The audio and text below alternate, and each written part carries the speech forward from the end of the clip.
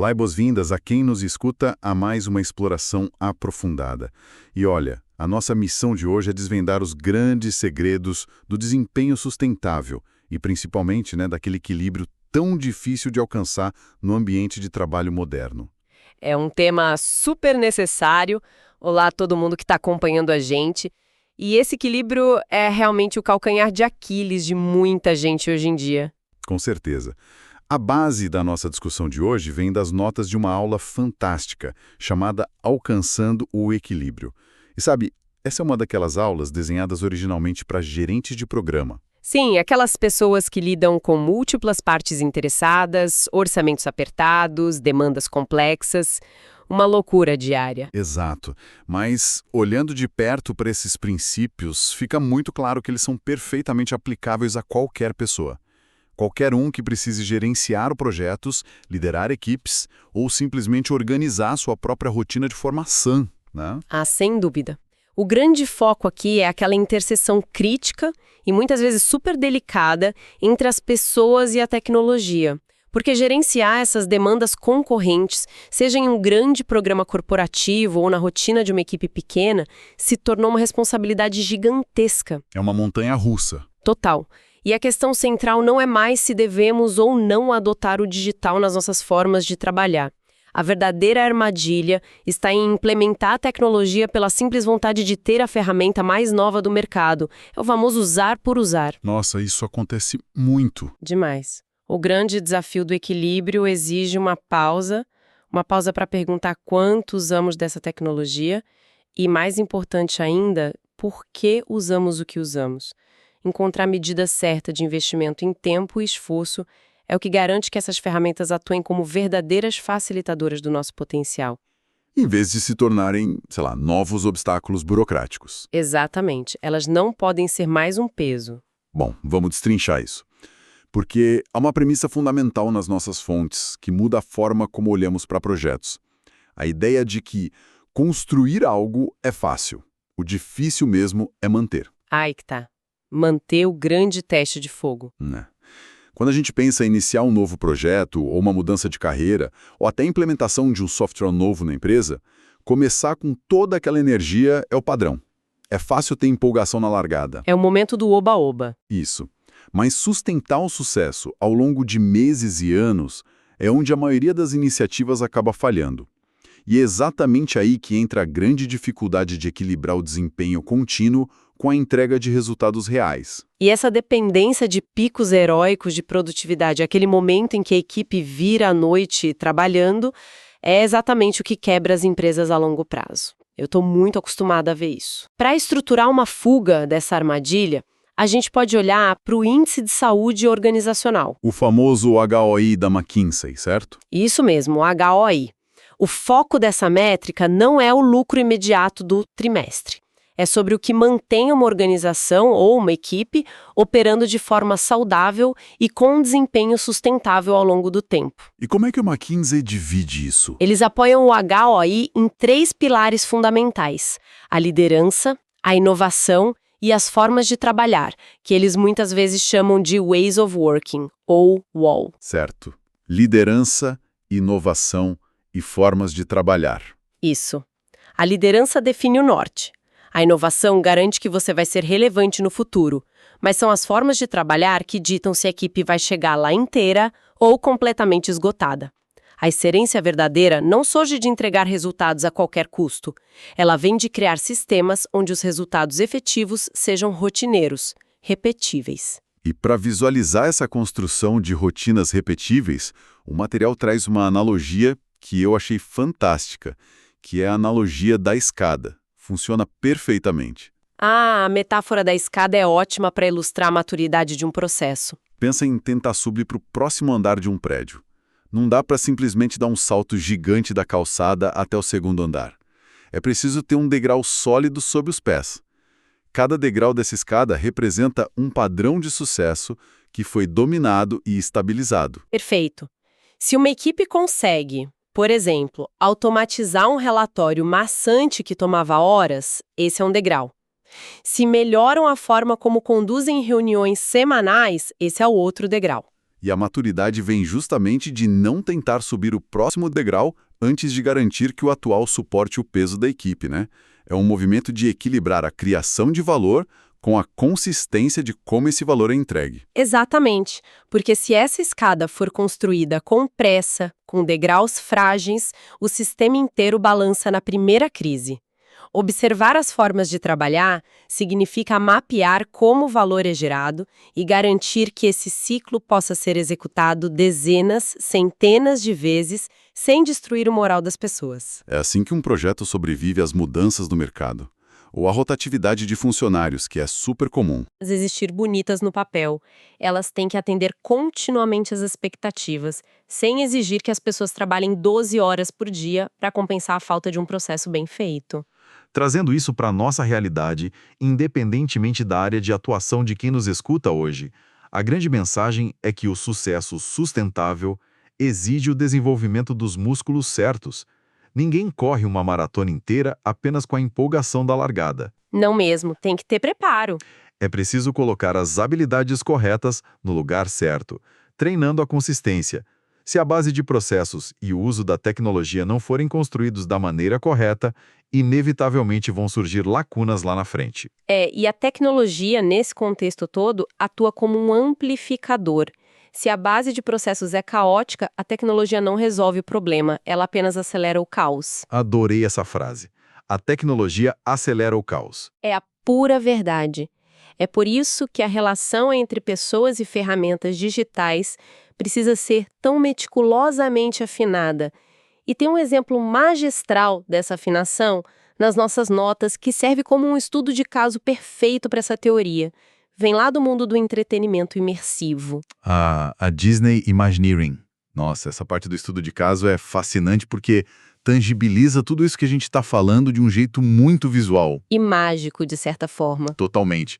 A Disney tem essa capacidade quase mítica de fazer as pessoas entrarem em contato com seus próprios sonhos, inspirando harmonia, fazendo com que os visitantes se sintam encorajados a assumir o papel de personagens em um mundo de fantasia. Mas por trás de toda essa magia que parece flutuar no ar, existe uma máquina tecnológica brutal, operando sem parar. O que é fascinante aqui é que a estratégia da Disney inverte a lógica corporativa tradicional. Como assim inverte? A verdadeira mágica da Imagineering não reside em esfregar a tecnologia mais avançada na cara do visitante. Se pensarmos na forma como eles operam, a tecnologia é usada para ler de maneira incrivelmente íntima as necessidades, os fluxos e os sentimentos das pessoas. O digital nunca ocupa o centro do palco. Fica nos bastidores. Exato. Eles colocam a experiência emocional humana no centro, sob os holofotes. Enquanto isso, sensores, processamento de dados em tempo real e algoritmos complexos atuam invisíveis ali nos bastidores para viabilizar essa ilusão de forma impecável. É a criação de um vínculo onde a mecânica desaparece. Sabe quando visitantes caminham por um parque e as coisas simplesmente respondem a eles? Seja o tempo de espera otimizado, a personalização de uma atração, a forma como a logística de uma fila flui, cria-se uma imersão total. Você se sente dentro da história. Sim, é um espaço físico que se comporta com a fluidez de um ambiente virtual programado só para te agradar.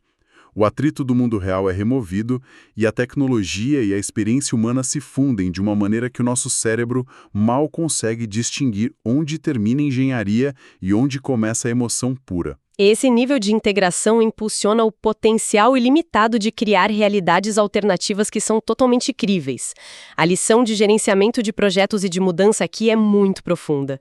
Grandes avanços tecnológicos em uma empresa só fazem sentido real se estiverem a serviço da experiência humana de quem vai utilizá-los. Senão é só tecnologia cara sendo mal usada. Exatamente. Pense bem.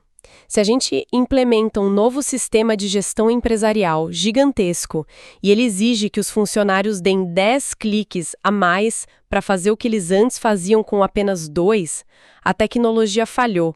Não importa o quão avançado seja o banco de dados por trás daquilo. Quando o digital e o humano se alinham, a adoção da inovação se torna natural, quase invisível, assim como nos parques. Ou seja, a inovação digital só atinge o seu ápice quando está perfeitamente calibrada para servir a pessoa que a opera. E isso nos leva diretamente a um dos frameworks mais interessantes das nossas fontes para aplicar essa calibragem no nosso dia a dia. Que é o grande foco prático dessa discussão. Aqui é onde a coisa fica realmente interessante. Existe uma proposta nas anotações chamada de Equação do Humano 2.0. A ideia original utiliza a sigla SITE, do inglês, que representa 4 pilares de como o digital deve potencializar as nossas capacidades. Sensing, intencionalidade, thoughtfulness e energy. Exato. E para nós, traduzindo para nossa realidade, esses componentes se encaixam perfeitamente na sigla PIRI, percepção, intencionalidade, reflexão e energia. É basicamente um mapa para não sermos engolidos pelas próprias ferramentas que a gente adota. E essa equação é uma defesa vital contra a sobrecarga do trabalho híbrido que vivemos hoje. A premissa é simples, mas ela é super radical. À medida que os nossos ambientes e as nossas ferramentas mudam, a nossa forma de operar a própria cognição precisa evoluir junto. Vamos começar então pelo primeiro pilar, o P, a percepção. Vamos lá. A percepção no mundo moderno não é sobre obter mais informações. Nós já temos informações demais. É sobre a nossa capacidade de sentir e responder às mudanças corretas. Hoje, a gente sofre de uma verdadeira obesidade de dados. Notificação de e-mail, mensagem, aplicativo de projeto, é muita coisa ao mesmo tempo. É ruído puro. O digital deve ser configurado para atuar como um filtro avançado. Ele precisa nos fornecer os insights e os sinais em tempo real que realmente importam. Isso é que permite que líderes e equipes percebam o ambiente ao seu redor sem o ruído constante das coisas irrelevantes. Essa distinção entre o que é radar e o que é ruído é perfeita. E é o que nos leva ao segundo pilar, a intencionalidade. Pense em como costumamos colaborar hoje em dia. A gente manda uma mensagem num grupo de chat com 30 pessoas, esperando que alguém, magicamente, resolva o problema. É a famosa abordagem de espingarda. Atira para todo lado e vê o que acerta. Isso, a espingarda. A intencionalidade trata de usar o digital para nos tornarmos deliberados, focados no tipo de experimentação e de colaboração que a gente realiza. É sair da espingarda e mudar para uma abordagem de sniper. Boa metáfora. Com as informações corretas da percepção, nós podemos escolher colaborar com as pessoas exatas, no momento exato, usando a ferramenta mais adequada, em vez de arrastar todo mundo da equipe para uma reunião de alinhamento de 1 hora que poderia muito bem ter sido um parágrafo bem escrito num e-mail. Nossa, reuniões que poderiam ser e-mails. É o grande drama moderno. E essa eliminação de reuniões desnecessárias abre espaço para o terceiro e talvez o mais crucial de todos os componentes da nossa equação: a reflexão. O R da nossa sigla PIRI. Isso. Ironicamente, a promessa original da revolução digital lá atrás era nos poupar tempo. A automação deveria nos libertar das tarefas mecânicas para que pudéssemos nos tornar mais criativos e reflexivos. Mas a realidade foi bem diferente, né? Na prática, a gente preencheu esse tempo que ganhamos com ainda mais tarefas mecânicas, só que agora digitais. O valor supremo da tecnologia deveria ser nos fornecer aquele espaço em branco na agenda para simplesmente pensar, fazer retrospectivas profundas sobre como o trabalho está sendo feito, ter introspecção para avaliar o estilo de liderança. Entender as dinâmicas ali da equipe. Exato. Usar a eficiência das máquinas para, paradoxalmente, devolver a lentidão humana que é super necessária para a tomada de decisão estratégica. Ter a coragem de deixar um espaço em branco na agenda hoje em dia, sem se sentir improdutivo ou culpado, é um dos maiores desafios. Mas é exatamente essa reflexão que protege o nosso quarto e último pilar, a energia. E energia não é apenas sobre dormir 8 horas por noite e tomar um bom café. Não, é sobre o impacto cognitivo do nosso ambiente de trabalho. Políticas corporativas confusas, vieses em avaliações de desempenho, processos opacos, tudo isso drena a energia vital de uma equipe de um jeito absurdo. O desgaste invisível. Sim. O digital, quando ele é usado para garantir transparência, automatizar a burocracia e fornecer dados mais neutros, ele atua como um escudo para a gente. Ele minimiza o atrito diário, e isso impede que a nossa energia mental seja desperdiçada lutando contra o próprio sistema da empresa.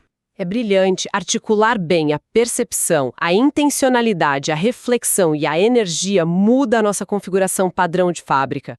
Quem domina essa equação deixa de ser apenas um executor de tarefas que apaga incêndios e se transforma em um pensador sistêmico. Alguém que consegue ver o cenário de cima. Isso, essa pessoa consegue ver o quadro geral, conecta pontos aparentemente isolados e fornece direcionamentos seguros, simplesmente porque não está afogada na operação básica do dia a dia. Mas, claro, adotar o Humano 2.0 não é um download que você faz direto para o cérebro e pronto. Deram um upgrade no humano, não é assim. Não, não é. Exige um esforço muito consciente, uma adaptação constante e a melhoria contínua das próprias formas de trabalhar. E aí a pergunta de $1 milhão é como fazemos isso na prática? Numa segunda-feira de manhã, com a caixa de entrada lotada. É aqui que entra uma das ferramentas mais clássicas do mundo corporativo citadas no material, mas ela é aplicada de uma forma muito cirúrgica para os nossos hábitos digitais. É o método parar, começar, continuar. Muitas pessoas já conhecem esse framework de sessões de feedback. Sim, para avaliar projetos ou dar feedback a colegas. Mas o verdadeiro poder dele aqui é usá-lo para auditar a nossa relação com o nosso próprio trabalho e com a tecnologia. É uma prática mental que parece leve, mas exige muita franqueza de todo mundo. Muita honestidade. E a aplicação mais difícil, sem a menor dúvida, é o parar. O desapego, né? Sim, porque o ambiente corporativo tem uma tendência assustadora de acumular processos que eu chamo de zumbis. Aquelas reuniões de status, relatórios extensos ou etapas de aprovação que continuam existindo apenas porque, sempre foi feito assim, mesmo que ninguém os leia ou tire qualquer valor deles. Ninguém sabe por que faz, mas continua fazendo religiosamente. Exato. Ter a coragem organizacional de identificar essas práticas zumbi e matá-las ativamente é o primeiro passo de tudo. Somente depois de limpar o terreno é que faz sentido pensar no começar, que é introduzir novas práticas ou testar novas ferramentas digitais, mas de uma forma bem controlada. E, finalmente, tem o continuar, que é basicamente o reconhecimento e a valorização explícita daquilo que a gente já estabilizou, o que está gerando frutos de verdade. Isso garante que a equipe não quebre o que já funciona em nome de uma falsa inovação ou só para parecer moderno. É fundamental celebrar o que funciona. E olha, o parar, começar, continuar funciona como uma espécie de higiene mental coletiva. E quando as equipes conseguem fazer isso rotineiramente, elas geram histórias de sucesso que podem ser muito pequenas, mas que têm um poder imenso. Porque podem ser compartilhadas e replicadas pela organização inteira. É o fim daquela ilusão. O abandono da ideia de que uma grande transformação digital acontece como num passe de mágica do topo da diretoria para a base. Ela acontece em favor de microajustes feitos por quem realmente executa o trabalho todos os dias. Quem está ali botando a mão na massa. Se conectarmos isso a um cenário maior, vemos que a soma desses pequenos microajustes é o verdadeiro motor por trás das organizações que aprendem. A riqueza gigantesca de dados que o digital proporciona hoje deve ser usada para acelerar esses ciclos de feedback. Aquela velha história de falhar rápido, certo? Sim, há um mantra muito repetido nas startups sobre falhar rápido.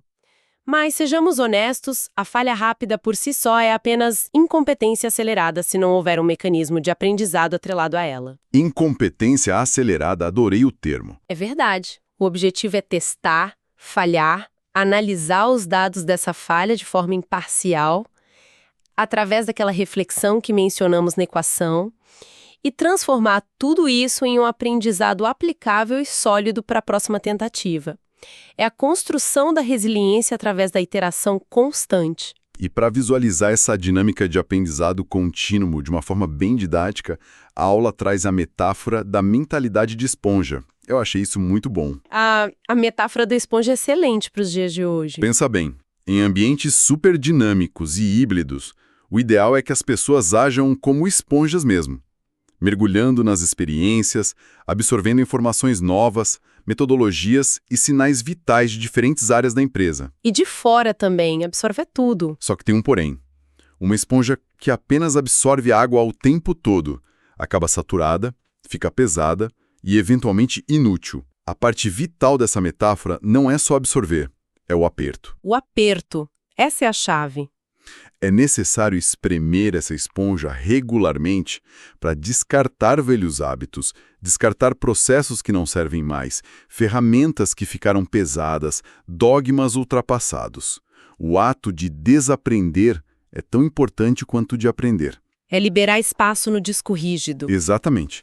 Após você espremer, a esponja retém apenas a umidade essencial, as conexões que importam, e aí ela está levinha, pronta para absorver o novo de forma muito mais eficiente e rápida. Essa ginástica de aprender, absorver, espremer ativamente o que é desnecessário e se expor ao novo é a base absoluta da adaptabilidade profissional atual. Quando a gente combina essa mentalidade de esponja com uma fluência digital, nós criamos uma blindagem. Uma fluência que não é só saber apertar botão, né? Não, é uma fluência que entende como as ferramentas impactam a psique da equipe como um todo. Isso cria uma estrutura inabalável para o futuro. Blinda as pessoas contra a obsolescência profissional e, simultaneamente, contra a fadiga mental. Fantástico. Então, o que tudo isso significa? Sintetizando toda a nossa imersão de hoje nas fontes, a mensagem principal que ecoa aqui para nós é que a verdadeira excelência não mora no domínio da ferramenta digital do mês. De jeito nenhum. O software novo não vai salvar ninguém. A excelência está na capacidade humana de orquestrar essas tecnologias para que elas, inevitavelmente, elevem a qualidade da nossa experiência e dos nossos resultados práticos. Seja orquestrando emoções sutis e retirando o atrito da jornada de um cliente, exatamente como os engenheiros da Disney fazem de maneira invisível nos parques. Ou aplicando a equação do humano 2.0 no escritório. Sim, garantindo que o software de gestão nos devolva tempo livre para a gente sentar e refletir, em vez de nos sufocar com microgerenciamento e alertas. O digital é apenas um meio de transporte. O humano sustentável, o bem-estar e o equilíbrio são o fim, o destino final. E a urgência de aplicar essa mentalidade é simplesmente inegável hoje em dia. À medida que o trabalho se torna cada vez mais uma rede híbrida, com as pessoas em casa e no escritório, lidando com essa teia difusa de demandas concorrentes, abraçar o princípio de melhoria contínua orientada é a única forma de sobrevivência. A tal da GCI, Guided Continuous Improvement. Isso. Cada nova ferramenta que uma equipe adota, cada novo processo desenhado no quadro branco, deve ser pesado não apenas pelo seu ganho técnico, de velocidade. Tem que olhar para as pessoas. Sim, deve ser pesado pelas suas implicações na carga cognitiva da equipe e na prontidão dessas pessoas para absorver mais mudanças. Colocar a centralidade humana no meio de toda essa transformação digital não é só um discurso filosófico bonito para botar no site da empresa. É prático. É sobrevivência pura. É estratégia de mitigação de risco e garantia de longevidade real para os negócios. É garantir que nós estejamos com as mãos no controle do barco o tempo todo e não apenas sendo arrastados rio abaixo pela correnteza tecnológica sem saber para onde estamos indo. O que nos deixa com o último ponto de inflexão para o dia de quem nos escuta. Qual seria a provocação final? Bom, a premissa de todo o material de hoje sustenta que o ápice da adoção tecnológica, na nossa equação do humano 2.0, é nos proteger da burocracia e nos conceder mais tempo livre para o pensamento profundo e a reflexão. Certo. O espaço em branco na agenda. Isso. Mas a provocação que fica é a seguinte.